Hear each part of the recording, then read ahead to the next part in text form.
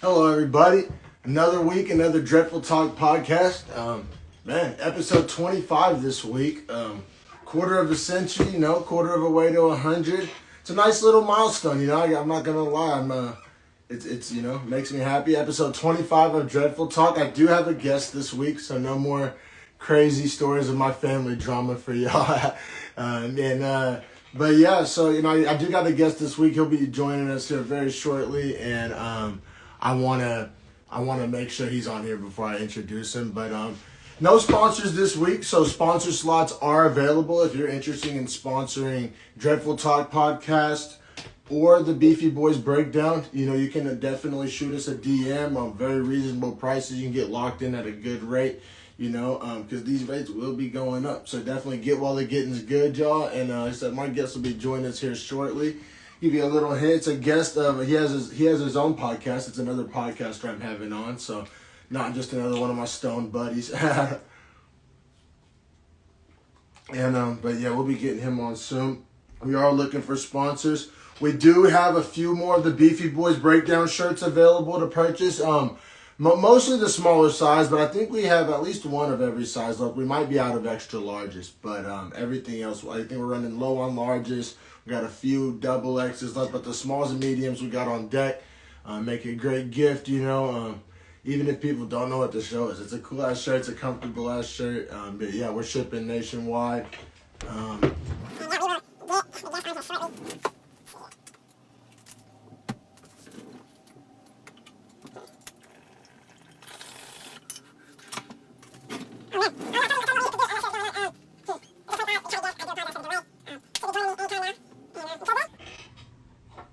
You know what? Shout out the socials, You can follow me at Dreadful Talk Dom on Instagram, on Twitter. You can follow me, you can follow at Beefy Breakdown on Twitter.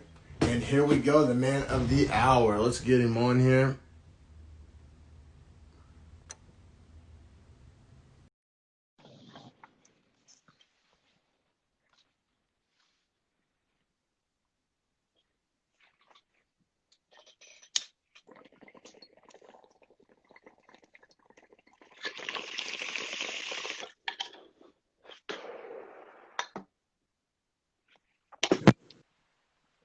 Hello, my guy.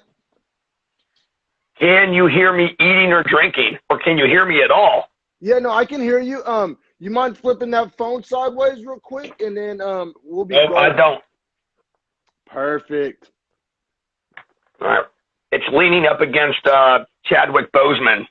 Oh yeah. Behind right, it, I got Black Panther facing the monitor. How are you? Thanks for having me on.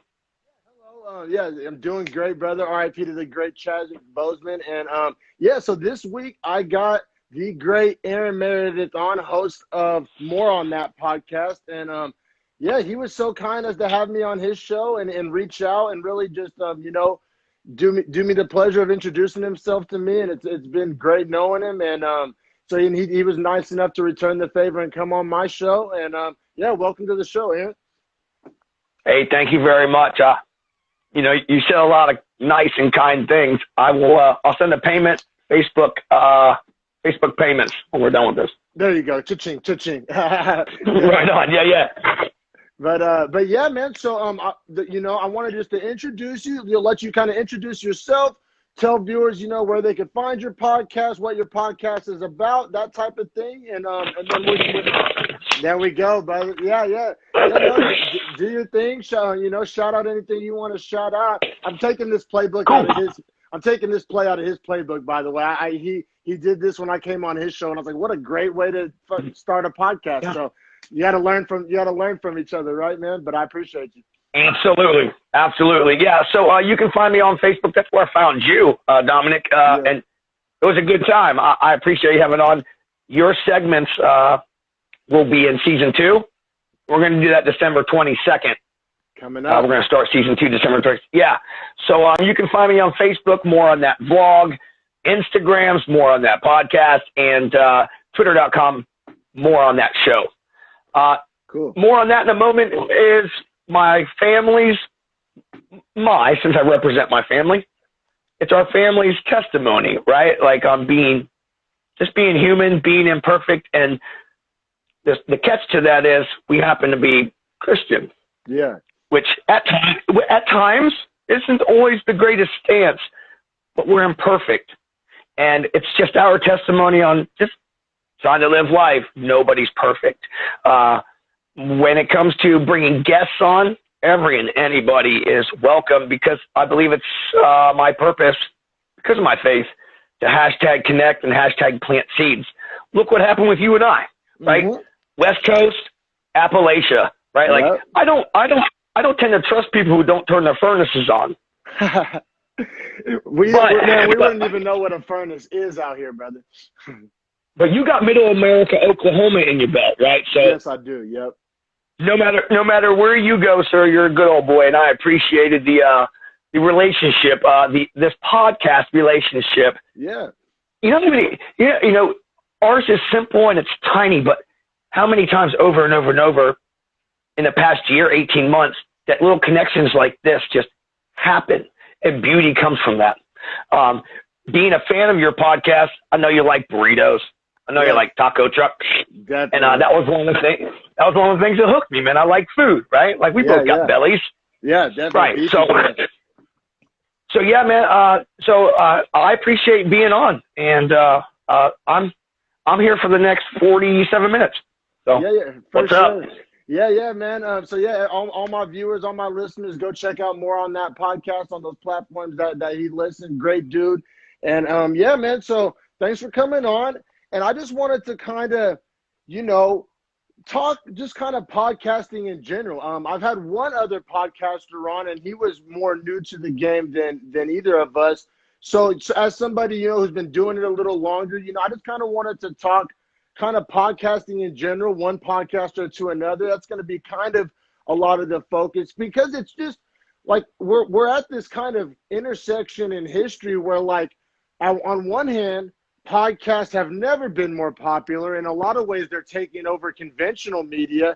And then on the other hand, they're still kind of niche in there's a huge segment of the U.S. population that, like, doesn't even know what the hell the word podcast means. They're like, oh, did you mean to say broadcast? Like, no, podcast. Like, and so, I don't know. I just kind of wanted to, like, get your take on maybe like the state of podcasting, and as somebody who's probably witnessed kind of like the humble beginnings and its ascension, just kind of like where it started and where is it at, man. You know what? You know why your show is a success? Because of that great backhanded compliment of saying, dude, you're as old as dirt. I know you know. Yeah, well, my next question was going to be like, what does the texture of a woolly mammoth feel like on your hands? So, like, I'm here for these first-hand eyewitness accounts, brother. Oh, I'll have to dig into the stone tablet. Give me a moment. Yeah, for sure. So yeah, no, I appreciate the context of our conversation today, because hashtag medication, I support it. Good for you. Yes, sir. So, I got to work in radio, but before that, I was a fan of, oh no! We're good. Good. Here we go. No worries.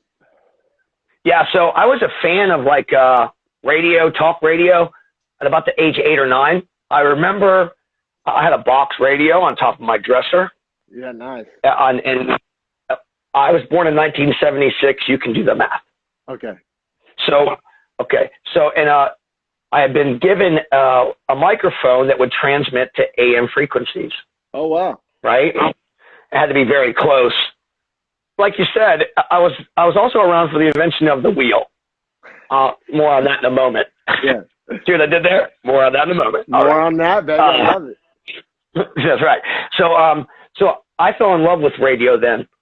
I've always been like some type of performer. There's trauma in my past. Yeah. And I think that's where that diversion came from. I was always trying to be funny, impersonating comedians.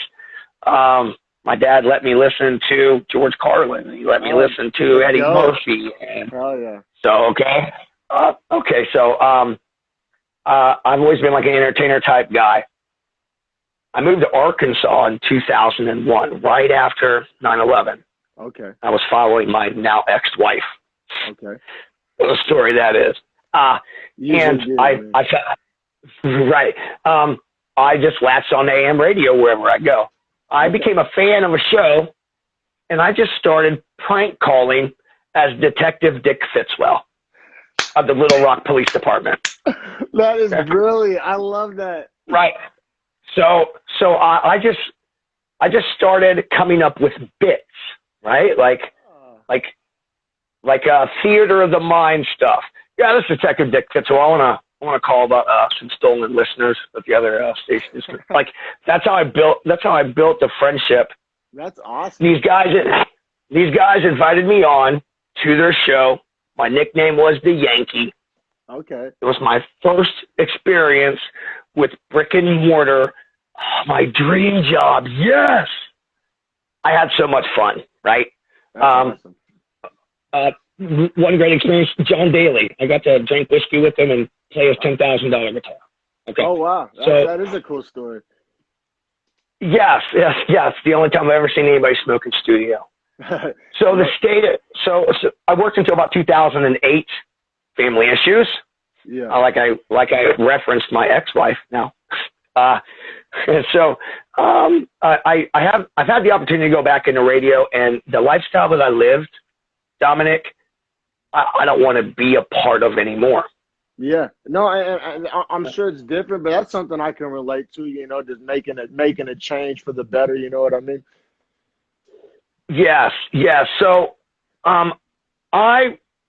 like I said, I believe God put me here to connect. So I started to do a little recording podcasting on Anchor in like mid 2018. It fell off after like 4 or 5 things because I was only using a phone. Yeah. I've received blessings in the last year and a half that allows me to now have this moment, right? I have a podcast because I want to share and I want to connect. Yeah. And you were talking about niche markets. Think about how dead terrestrial radio is now.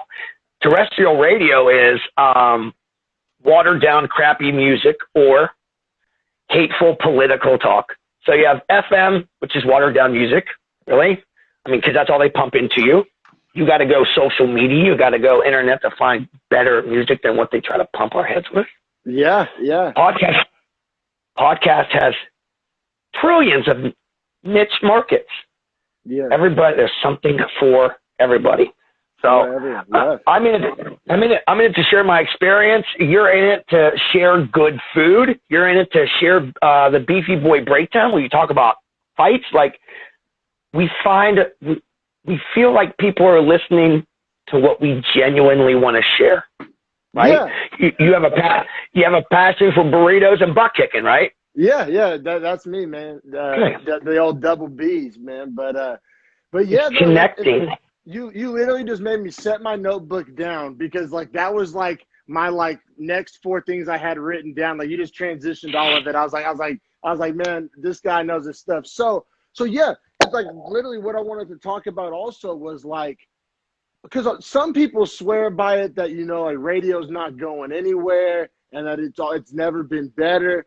But also like, it's kind of hard to ignore all those things that you just said, like the watered down crappy music. I mean, hardly anybody nowadays like really likes listening to radio music. Like everybody has their own playlist that they listen to when they get home on their Wi-Fi or whatever, you know what I mean? And then, you know, all the like 50, it seems like a 50% commercial, 50% like music ratio. But yeah, podcast, it does seem to be like this intersection, right? Like this point in time where like podcasts are kind of overtaking the conventional media. Like, I know a lot of like Joe Rogan's guests have talked about it. Like they'll get more views going on Joe Rogan's podcast than they will on their like primetime Fox network TV show or whatever the case may be, you know, whatever traditional platform that they're like more known for, they'll get more views and airtime and clicks and followers and all that from being on podcasts. Well, I'll tell you, Joe Rogan is commanding a huge amount of money to be on Spotify.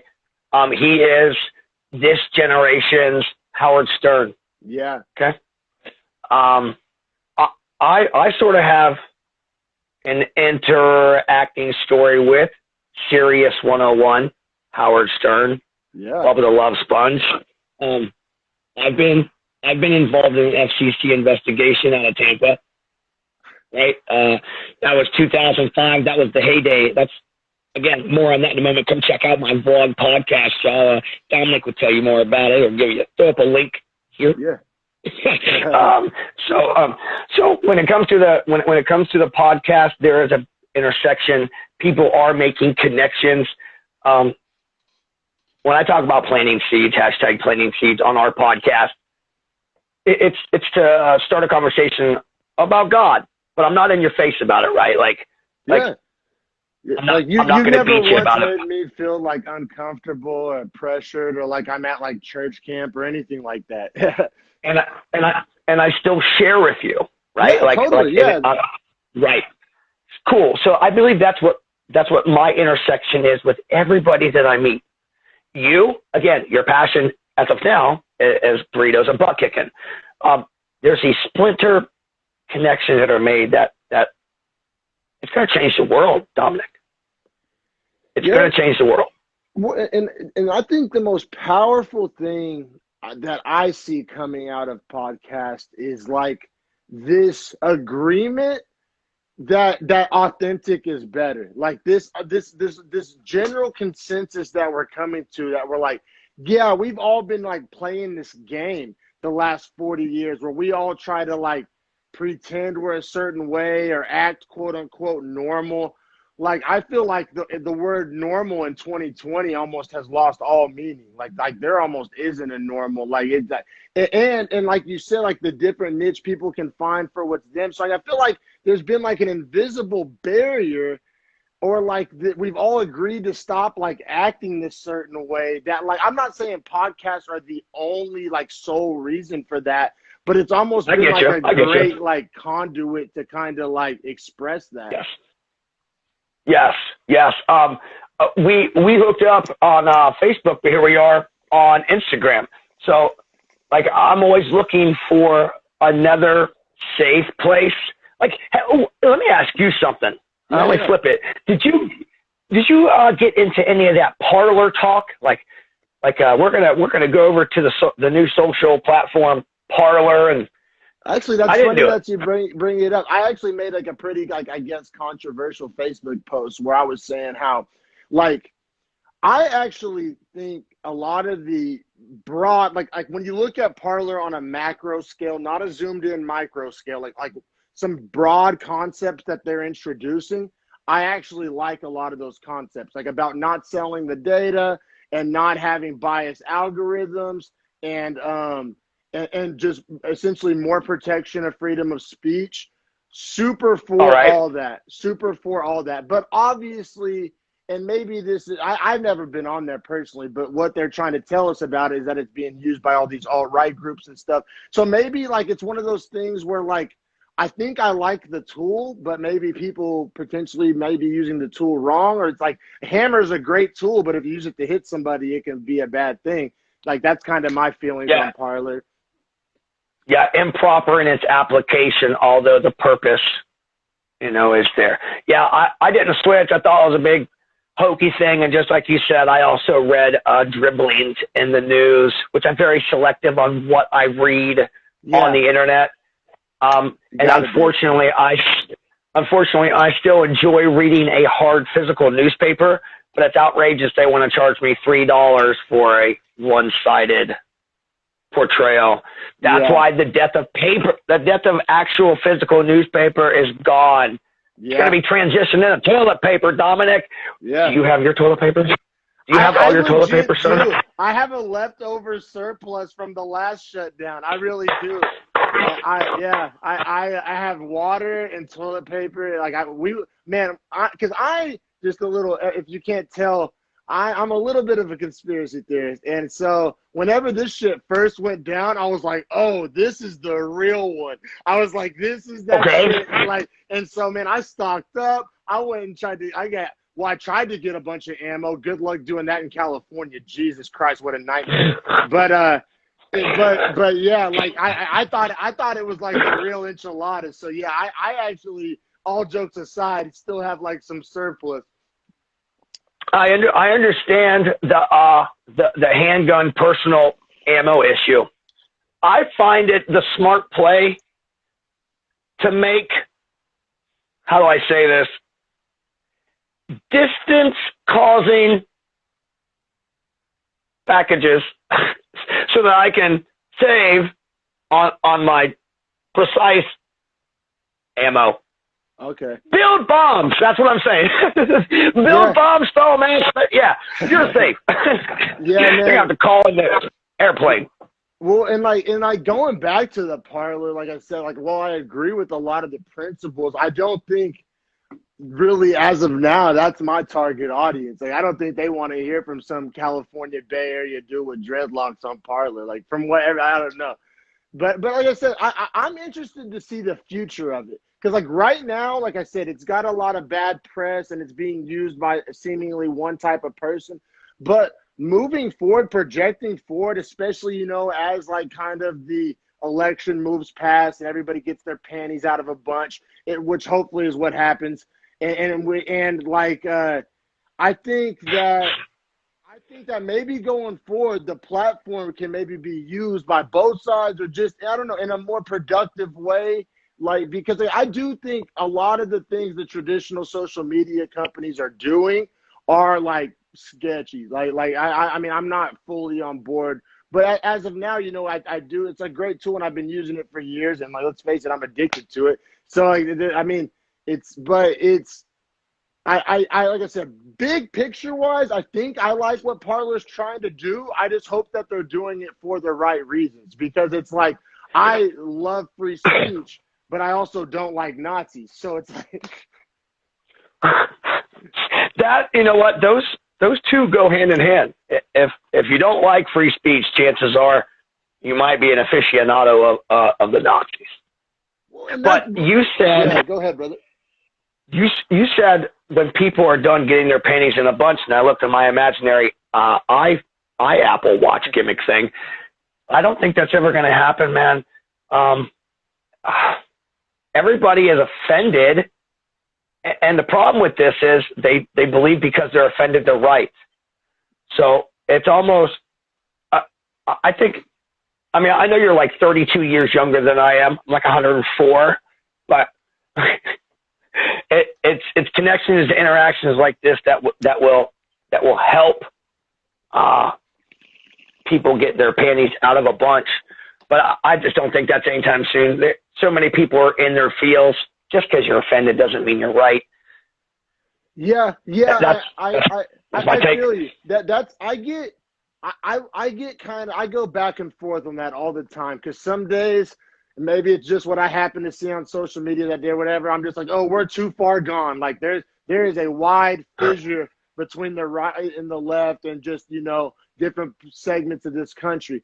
But then some days, like, and I've had guests, like I go out of my way to do this. Like I'll have like kind of more country guys or more right-wing guys on my podcast to kind of make a point that like it's not like necessarily worth giving up on, and that it's in that like progress can be made, and that it's not a lost cause. But I do have my days where I'm just like, man, like what I'm saying, the damage is done. This is like some like Bloods and Crips thing at this point. Well, if that's the case, we need to put an album out because I think the Bloods and Crips put an album out in the very early 90s. I believe I was in 9th grade.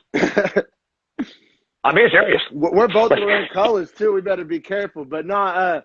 But yeah, just like I feel you. So some days I do feel that way, that it's too far gone. But I also feel like, and like I said, I mean, I'm by no means a political expert or anything. But I am also. Me neither. But I'm kind of like a people expert. I like to think of myself as, and I can honestly say, like, and this isn't a political take. This is more like a sociological take or like an anthropological take, that people acted different under Donald Trump. Like there was a different, like, and maybe I'm even saying both sides, but like people in general behaved differently, I feel like. So I'm a registered Republican. Yeah, yeah. On my vlogcast, the first guest I had, season 1, was my council person, Jeremy Blake. Oh, cool. Black, Democrat, and we have very differing. Hi guys. Hi. Be quiet. Sorry, man. I got they're home from school. Say hi. Say hi. Hi. Hello. Okay. Say hi, me mom. Hi. Okay. Let me finish this. When I'm done, I'll come out. Yes. I like your hair. I like you. Okay. Go. I'll be out in a little bit. I love you. I love you. Eating them Uncrustables I pulled out from the freezer. Those are so good. That's that good stuff. Yeah, that's that elite kid level snack. Right. Tell me where I left off, because they totally blew me out. No, you're saying registered Republican, but you're one of your first guests was like your Democratic African American council member, I believe you were saying. Right. We're friends. Thank you. We're friends, but there's a decision in our lives where we differ 100. Okay. Yeah.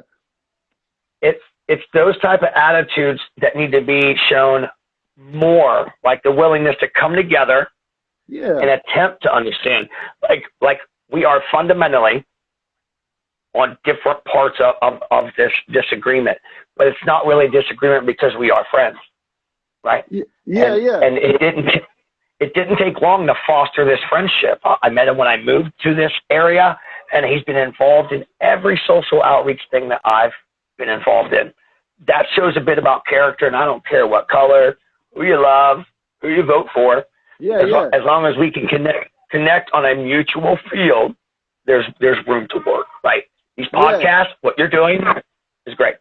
Yeah, and I would love my podcast to be the proverbial playing field on which parties can come together, and because I don't know, man, like I said, I mean, I lean left on a lot of things, but I also see a lot of the hypocrisy that comes from the left as well. And then the same thing, I'm very pro Second Amendment, so that's usually where me and the right wing come together. And but yeah, man, I also believe that I'm a skeptical human being. Like I said, I'm kind of a conspiracy theorist. So just by nature, I take everything with a grain of salt. I try not to just hook, line, and sinker stuff. Even something I I try to ease off the gas a little bit. I don't try to just go full steam ahead down. I don't know. I like to kind of just pump my brakes. I don't know. I'm a little bit skeptical. So that's I respect people who are also like that. Anybody who's just regurgitating party lines or just clearly not. Yeah, not showing signs of free thought and free will. You know what I mean? It's just disgusting to me. Free thought is important. Groupthink is incredibly bad. And again, everything with a grain of salt. You nailed 3 important points. That's good. That's good. That's how we should all operate. Yeah, definitely, brother. And yeah, I don't know, but I guess we'll kind of steer the conversation back kind of towards the original course. Do you have any specific podcasters that you look up to, or that that inspire you, or you know what I mean? Do you what are some of your favorites? Sure. So I gotta tell you, the guy that I met that gave me my first paid break, the guy that said, "You've got it. I'll take you wherever I go. There are snakes in the grass in this business." Those are the things that he told me. His name is Justin Barkley. He now does work for the Blaze. You can find him on air in Grand Rapids. This guy is a fighter, and that's my mentor, and that's who inspired me broadcasting. The big ones, I still listen to Rush Limbaugh. Okay. I like the Alex Jones Show, InfoWars. There's a guy named Owen Schroyer. I'm pretty sure we could be friends. Sometimes I'd have to tell him to hush it up. Yeah. Sometimes he might tell me to toughen up. And when it comes to podcasts, I'm a sucker for watching. I do like theater of the mind. My podcast, if I'm listening to them, they have to be very, theater of the mind. They have to be very detailed, right? that's why people fell in love with terrestrial radio when it, look at all the shows that were on and before television. Now I'll tell you real quick, podcasting is going to that. Look who holds the market really. iHeartMedia and also Spotify, who ain't doing all that. Like there are podcasts that are actual shows reminiscent of the 40s, but dealing with today's topics. Yep. I think that's going to be big because let's just say Dominic does something like that, right? And puts a little bit of effort into it. That's the same thing as people filming their own reality shows and then shopping them to things. So that was a big circle back. I apologize, but I forgot it when that's you brought cool, it up. Yeah. But I like the randomness of podcasts to answer your question. So there's not one specific. I just want to throw out a couple of people that inspired me. And No, for sure. Thank you so much. Phenomenal answer. But I got to go down this Alex Jones rabbit hole with you because it's just super fun to do. So I got to ask, like when you listen to Alex Jones, because like I gotta say, I used to listen to him more than I still do. But like, I find him like hilarious and like a guy that I would want to like drink with. Like okay. Do you like what lens do you consume Alex Jones through? It's just I'm curious because I find him like awesome and like his stories and like his ability to go down rabbit holes is just unmatched. That right there, that's my crazy Uncle Alex. Yeah. Whenever I'm in whenever I'm in trouble and I need a bona fide source on if I'm batshit crazy, he's my barometer. No, that's a terrible barometer for batshit crazy. No. Like if I think he's just fine, but I can't stay at his house all month, right? Yeah. Crazy. That's my crazy Uncle Alex, man. He is fun to go out with. He pays for everything. His bodyguard's always with us, so I ain't got no problems. And boy, can he talk some shit and back it up. But I gotta go home. I gotta go home most of the time because he's out there and I can't hang. But yeah, I'm good with him. I like Harrison, the guy with the glasses. Okay. It's on his show. He's like evening time. Very cool, very calm, snarky and smart assy. Okay. He's like Tucker Carlson, but a little bit more. Just go check him out. Okay, so no, that's good because Alex definitely needs somebody to counter his wild madness. But yeah, no, I mainly I mainly know Alex Jones from like him going on Rogan and him going on other podcasts and things like that. And like I would just always like watch like little like conspiracy videos and stuff. And I don't know. I love going down a nice wormhole or rabbit hole and I feel like nobody's better at that. Maybe too much, but nobody's better at that than Alex Jones for sure. But and also kudos to you in this world where everybody's just like, I don't know, scared of their own shadow. Like I don't know. I feel like there's a lot of weenies out there that wouldn't have put themselves out there saying they like Alex Jones. So stand by what you believe in, man. We need more of that today. Do you think that? Oh yeah, there you go. Yeah, there you go. Flex on him. Do you think that? And this is gonna be kind of self-reflective too, because we could fall in this category. Do you think that like podcasting is getting like oversaturated, like because it has never been easier to do? And any jerk off with an iPhone, i.e. me, can make a podcast. But I personally think it's a great thing. But like, do you see oversaturation being a problem? No, I think that it's good right now since it's really it's in its baby infancy stages. Like I prefaced earlier, shows like this, hosts like you, somebody will find that marketable, right? And hey, I'll go ahead and give you $25,000 for 25 episodes of Easy Boy Breakdown. You know what I mean? Yeah. It's good to have all these tiny niches, like you said, way back in the beginning of this. Yeah. Because it gives it's a huge sampling. Now, when people start getting paid real big money for whatever comes out of this, you're going to see a bottleneck. Right? And people aren't going to care as much anymore. That's when I think we jump the shark. But I don't think it's right now. So let's take advantage of it. Shout out to my Beefy brother watching right now. Harrison, my partner on Beefy Boys Breakdown. He's tuning in. Shout out Harrison_Madden if you want to give him a follow. But yeah, so man, I want to talk about another little fun difference in cultures real quick, just because you're my first ever guest from Ohio, as you mentioned. I'm on the West Coast. You're in Ohio, and I just like.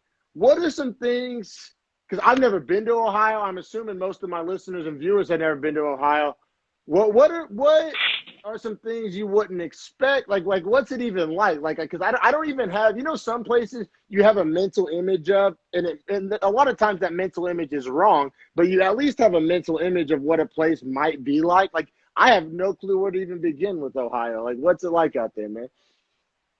All right, I'm going to give you the true blue Ohio definition. Okay. Ohio is the Ohio State University. That's it. Really. That's what somebody would tell you. That's one of the few things I do think of. Like, when I think of Ohio, I think of, like, obviously, like, the major pro sports teams and, like, Ohio State and, like. We have Ohio, to me, is family, right? Okay, yeah. Really where it's been my home base throughout all the moves. Ohio, to me, is all 4 seasons within 30 days at any time of the year, it seems at times. That reminds me of Oklahoma a little bit. Ohio, to me, is close to better vacation spots because there's none really here. You're right. Ohio, to me, is the 3 C's: Cleveland, Columbus, Cincinnati. If you want to enjoy it, if you want to enjoy 48 hours, you only got to go from here to there to there. How far apart are those cities? Roughly about an hour and a half from each. Yeah. That's not bad at all. I think that's about the same as like Oklahoma City to Tulsa. Yeah, about 3.5 hour trip from bottom to top. Okay, and then one in the middle. And we have every sport here. We now have hockey. We have the Blue Jackets, the Columbus Crew, the Cincinnati Reds, the Cleveland Browns, the Cleveland baseball team. Are we allowed to say Indians? Are they still? I don't know. I think they're having a fire sale. You got to get while the getting's good. I think you got about another 6 months of saying it. So I'm so damn worried about cancel culture. Please don't cancel us. Yeah, I think where Cleveland, I guess you could say went wrong, depending on what side of the fence you're on this. But when they changed the logo, that to me that's like admitting guilt. You know what I'm saying? Like when they changed the logo, to me that's like admitting guilt. To me that was like the first step of. Well, what did you think about all this? Did you think Chief Wahoo was offensive? I mean, do we think the Cleveland Browns? Other teams. I don't know why I brought them up, but I actually have a very specific take on this. I wasn't the biggest fan of the Cleveland Indians or the Redskins. I'm not saying. Okay, yeah, that's where I was going. Yeah. Yeah. It's not like a hill I was really trying to die on, because I know there are both sides of the fence. Like for example, back in Norman, Oklahoma, I know a Native American man who was a huge Redskins fan, and so I don't feel like it's my right to speak for all those people. But on the other hand, so my wife is Native American and she's super against all that. So you know what I mean? I see both sides of that. But I think who does it as tastefully as it can be done is the Florida State Seminoles.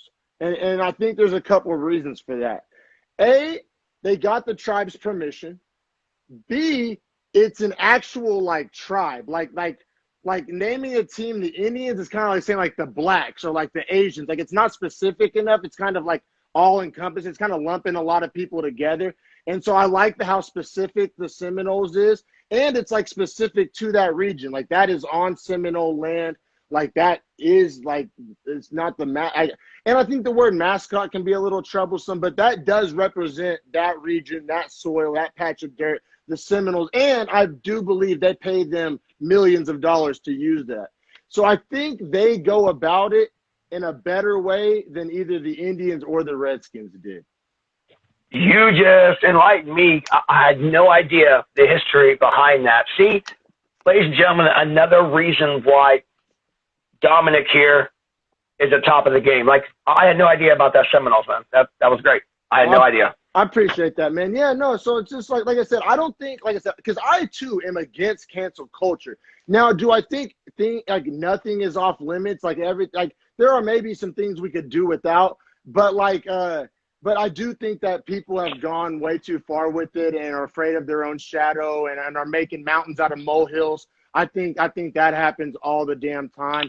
So I totally feel you on that, and I do think there's a fine line. And like I said, I think that like the Florida State Seminoles do a good job of walking that fine line. But like I said, the Cleveland Indians, like I said, just looking at it from like a legal perspective, right? Like in the court, right? If you've made an apology, like an apology can be an admission of guilt. That's why like people like would lawyer up and they'd never apologize and they can never admit guilt because they lawyered up and they have a settlement or whatever. So by that definition, like to me, the Cleveland Indians changing their mascot, like their physical picture, to me is almost like that apologizing equals guilt type of like, I don't know, maybe I'm stretching that, but I don't know. But do you know who? Go ahead. No, it's all good. You know who played it really? You know who played it really good? Was Washington. The Washington football team. Every single team should be that. The Chicago baseball team. The Columbus soccer team. Like, it should all just be that simple. Choose some colors. Boom, let's play. Nobody's in the stadiums anyway. You know, dude, I'll be real. I got to disagree on that take. But just as like a sports fan, it reminds me of like if you create a team on Madden, but then like don't finish making it, like you just leave it all on default, like you don't pick a logo or anything. It's just like, I don't know. Right. It looks like you're simulating games in the future on your Madden franchise, and there's like a new expansion team that, like, I don't know. It's rough on the eyes, but I do, in principle, we are probably making too much out of that. But yeah, to bring it back, how we even got down that rabbit hole was just, I was asking you to describe Ohio. Oh yeah, Alex Jones is in Ohio right now. That's what we were talking about. But no, he's in our head. Oh man, but Ohio's a great sports state. I think, and that's something that I can relate to being from Oklahoma. Like Oklahoma's known essentially for like country music and athletics, and a lot of, and yeah, so it just seems like a great place to be a sports fan. They're one of the close to pioneers when it comes to medical marijuana, right? Like they've been in it. Like they've said that it's not a hugely populated state, and they knocked it out of the park. That's right? I swear to God, you are like psychic or something. My next question I have written down, and he has no way of knowing this. I did not send him this list. My next question was Ohio cannabis laws ? I shit you not.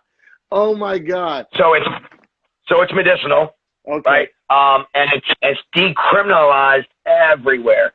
You have up to about 7 ounces to just be issued a citation. Now, if you have just 2 grams, I'm not going to get in trouble. But if you got a crack pipe, or if you're wanted for something, if you've got criminal tools, you're going to jail. We're seeing the laws become more individually responsible. That's where it needs to be at, not this blanket.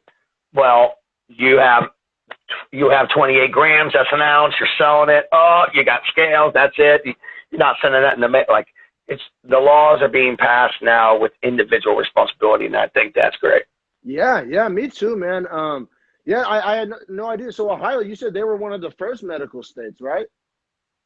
No, we weren't one of the first. No. Okay. Yeah, we weren't one of the first, but we were one of the first to decriminalize it, like officially. Toledo in 2014 really. That's a progressive city in the northwest. They really took it. They started it for the state of Ohio. Really, we could have had medical and recreational in 2016. But the way that the bill was written, it was being chastised as like a monopoly.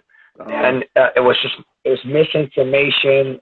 The sticking point was owning big lots of land by one owner or conglomerate owners and renting out spaces to grow. Like, it's so convoluted. I'm so glad we're past. I'm so glad we're past it. Now it's medical, and there are measures. There are opportunities this next voting cycle to make it recreational. Let's see how it goes.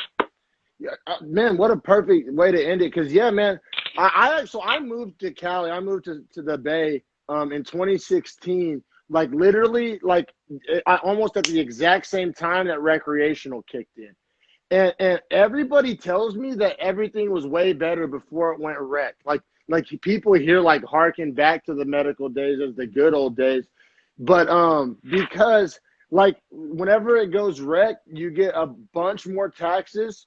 Which I mean, obviously, if the money's being used right, but who trusts politicians to do that?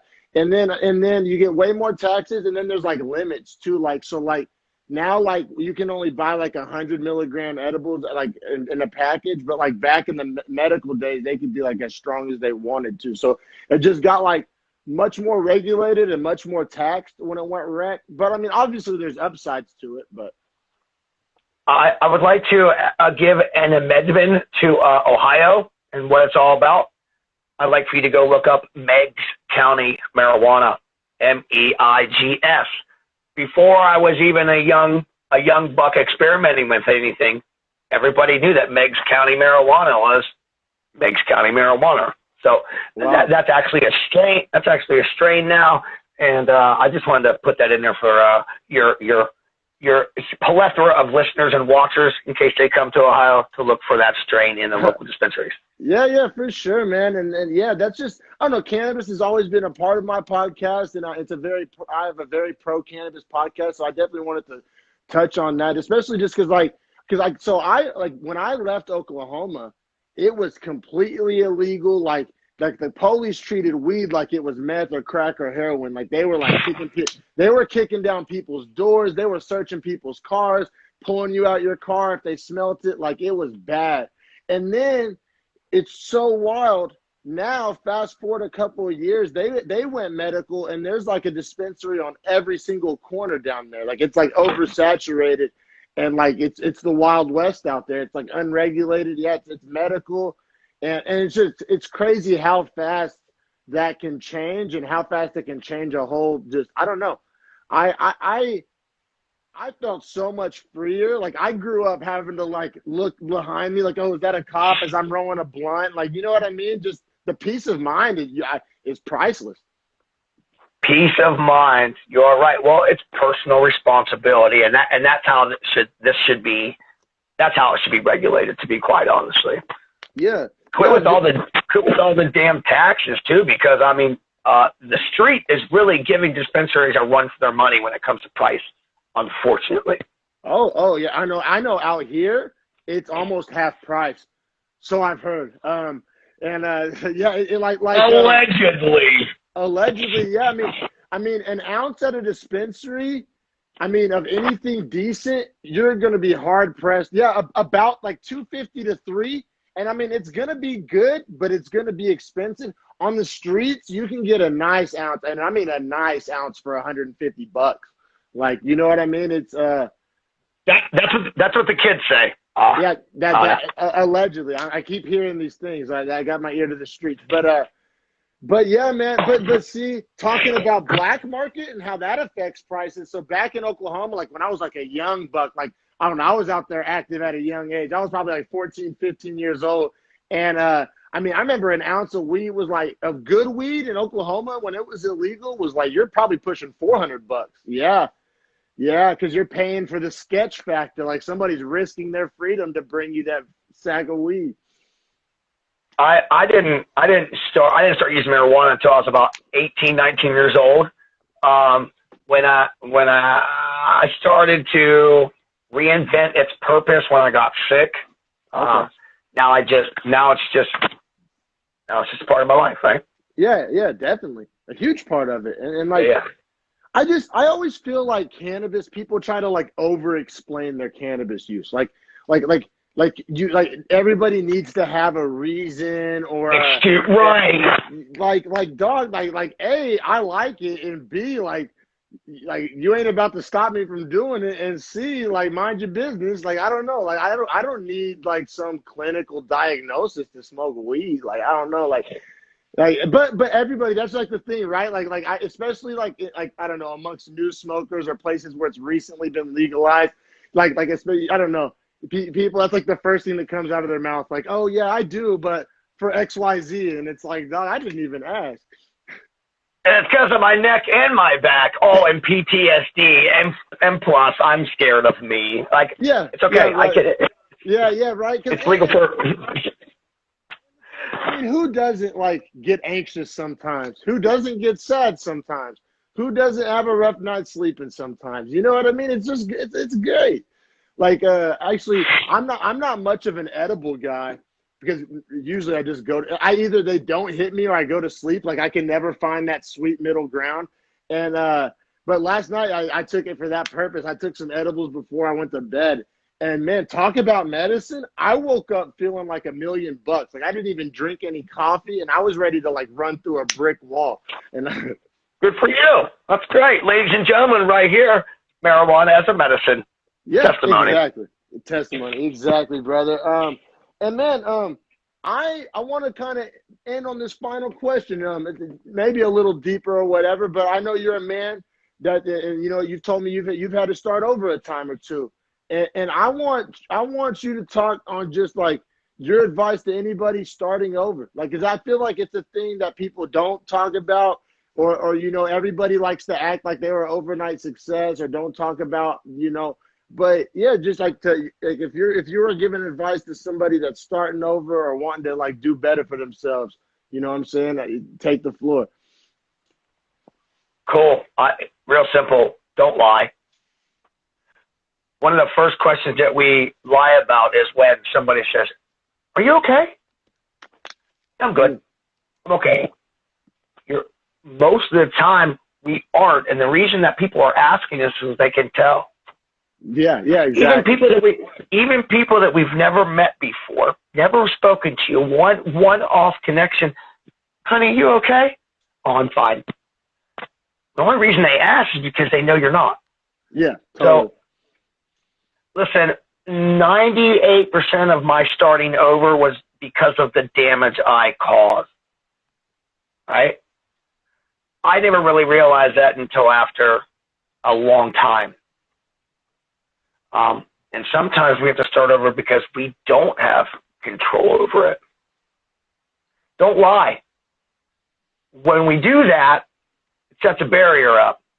I would rather, seriously, I'd rather tell you a nasty truth than have to live a shitty lie over. Yeah, and I want to just interject briefly because I couldn't agree more with anything you said, but I think like my little spin on it, like my little thing that sprinkle on top is just when we say lie, it's not always to other people either, right? Like don't lie to yourself often can be so much of the problem. And man, and I was fortunate, man. Like whenever I moved out here to San Jose, I didn't do it for the purpose of starting over. Like that's not why I did it. I actually ended up here kind of by accident, but I used it as an opportunity to, you know what I'm saying? Like whether I kind of like to or not. And like, whenever you're in your hometown and you're around all the same influences, like you think you know who you really are, but you're really just like your environment. And then I was out here, literally didn't know a soul. And like, I don't know, it was almost like a trippy experience of like, there's no running from yourself. There's no lying to yourself when you're the only person you know for hundreds or thousands of miles. Like you're all you got. And like, I don't know. Here's another thing I'll add to the answer of your question. Show me your circle and I'll show you your future, right? Like it's who we choose to have live rent free in our head with us day in, day out. Who do we socialize with? Who do we discuss? Who do we share with? It's a trust game, man. That's a trust game, and you gotta trust yourself first. It's powerful, man. Forgive yourself. It's powerful, yeah. Just like it's like intake and outtake, right? Like our intake and output. Like the more things you're consuming if they're negative or just even being around negative energy. And I guess, and that's where I kind of put my little hippy dippy take on like kind of a lot of things you say where like how, because I believe energy is real, man. Like that's how you said people can tell when you're not good, your energy's off. You can, and then even what I'm saying to bring it full circle is like if you're around bad energy and people putting out bad energy, it soaks in, it seeps in. Somebody make me a meme. There you go, man. But yeah, man. I've had a good time, man. Yeah, no, this was phenomenal, brother. And like I said, I thank you so much. Something tells me this won't be the last collaboration, but yeah, no, man. Thanks for this. This all goes back to you reaching out that first day. You had me on your show, and then you were kind enough to come on mine. This will be live tomorrow at the latest, and I'll shoot you the link and everything. But yeah, man, thank you so much, brother. Hey, man, more on that in a moment. That's me. That's my family's testimony. That's my blog. That's my vlog and podcast. You came on. I appreciate it. We're going to have that out for season 2. Me coming on here, man, it's just another tool in my toolbox. You know, it's just another connection. And You're right. We're probably going to do some type of hashtag mashup. Enjoy your Thanksgiving. Good vibes. Blessings to you and your family. Hey, your wife does a great YouTube page, by the way. My kids are subscribed to it, right? So we're looking for more content. So awesome. Tell your wife good stuff. Hey, it was great talking to you. Let's talk again. Yeah, thank you so much, brother. Appreciate it. Enjoy your day. Happy Thanksgiving to you and your family. Yeah. Man. Thanks, brother.